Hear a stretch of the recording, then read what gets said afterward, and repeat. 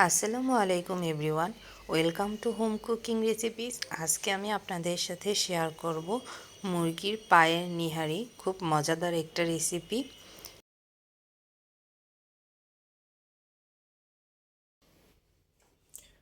মুরগির পায়ের নিহারি রান্না করার জন্য আমি একটা প্যানে 8 থেকে 10টা মুরগির পা নিয়ে নিয়েছি। পাগুলোকে সুন্দরভাবে ধুয়ে কেটে নিয়েছি। আপনারা চাইলে আস্তাও নিয়ে নিতে পারেন।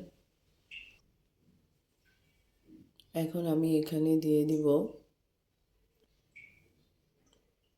স্বাদ মতো লবণ, হাফ চামচ আদা রসুন বাটা, 2 টেবিল চামচ পেঁয়াজ বাটা, হাফ চামচ হলুদের গুঁড়া, হাফ চামচেরও কম মরিচের গুঁড়া, হাফ চামচ জিরার গুঁড়া, সামান্য পরিমাণ গরম মশলা বাটা,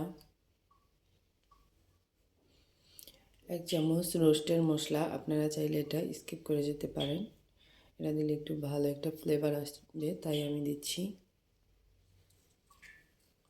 আস্ত গরম মশলা, তেজপাতা, 4টা কাঁচামরিচ।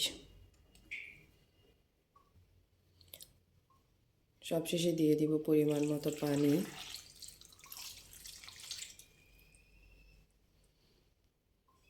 একটু নাড়াচাড়া দিয়ে সবগুলো উপকরণ ভালো করে মিক্সড করে দিব। এখন আমি এটাকে চুলায় বসিয়ে দিব। ভিউয়ার্স, চুলায় বসিয়ে জাল ধরে দিয়েছি। এখন আমি এটাকে 25 থেকে 30 মিনিটের জন্য ভালো করে জাল করে নিব। দেখুন ভিউয়ার্স, আমার মুরগির পায়ের নেহারিটা প্রায় হয়ে আসছে। এখন আমি এই কর্নফ্লাওয়ার গুলানোটা দিয়ে দিব। এখানে আমি আগে থেকে 1 চামচ কর্নফ্লাওয়ার গলিয়ে রেখেছিলাম। এখন আমি এই কর্নফ্লাওয়ারটাকে নেহারিটার মধ্যে দিয়ে দিব। দিয়ে নাড়াচাড়া দিয়ে দিতে হবে, নইলে কর্নফ্লাওয়ারটা দানা বেঁধে যেতে পারে।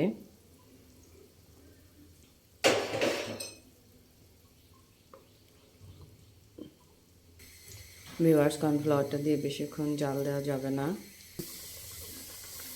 ভিউয়ার্স, আমি এখন নিহারিটাকে বাগার দিয়ে দিব। বাগার দেওয়ার জন্য আমি অফিস কিনে অন্য চুলায় এই পেঁয়াজটাকে বেরেস্তা করে নিয়েছি। ভিউয়ার্স, হয়ে গিয়েছে আমার মুরগির পায়ের নিহারি। এখন আমি এটাকে চুলা থেকে নামিয়ে নিব। ভিউয়ার্স, চুলা থেকে নামিয়ে নিয়েছি মুরগির পায়ের নিহারিটা। দেখেন, খুব সুন্দর একটা কালার এসছে। ভিউয়ার্স, আমি মুরগির পায়ের নিহারিটা পরোটার সাথে পরিবেশন করব। দেখেন, আমি পরোটার সাথে পরিবেশন করছি। খুব অসাধারণ খেতে লাগবে পরোটার সাথে মুরগির পায়ের নিহারিটা। আপনারাও বাসায় ট্রাই করবেন, ইনশাল্লাহ খুব ভালো লাগবে। খুব মজাদার একটা রেসিপি মুরগির পায়ের নিহারি, পরোটার সাথে খেতে খুব দারুণ লাগে।